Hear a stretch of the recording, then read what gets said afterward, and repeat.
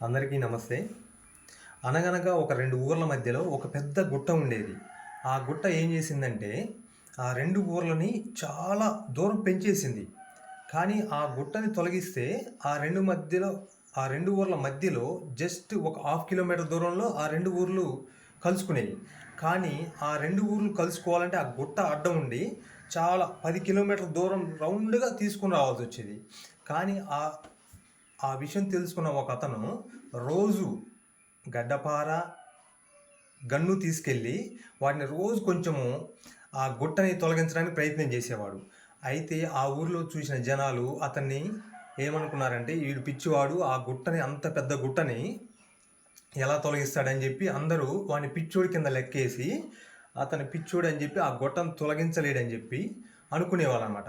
అలా కాలక్రమేణా ప్రతిరోజు ఆయన కొంచెం సేపు ఆ గుట్టని, అంత పెద్ద గుట్టను కూడా ప్రతిరోజు అతను చనిపోయేంత వరకు కూడా కొట్టి దాన్ని తొలగించాడనమాట ఆ గుట్టని. అయితే ఆ గుట్టను తొలగించడం అయిపోయిన తర్వాత ఆ 2 ఊర్ల మధ్యలో కలుసుకున్నాయన్నమాట. ఆ దారి వేర్పడి ఆ 2 ఊర్లు హాఫ్ కిలోమీటర్ దూరానికి కలుసుకుని పోయినాయి. అది తొలగించిన తర్వాత అతను చనిపోయాడు.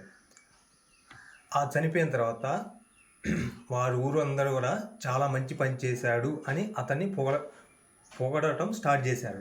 అందుకే ఎప్పుడైనా మంచి చేసేవాడిని ఆపకూడదు. మనం మంచి చేయకపోయినా ఏం కాదు, కానీ మంచి చేసేవాడిని ఆపకూడదు. Thank you.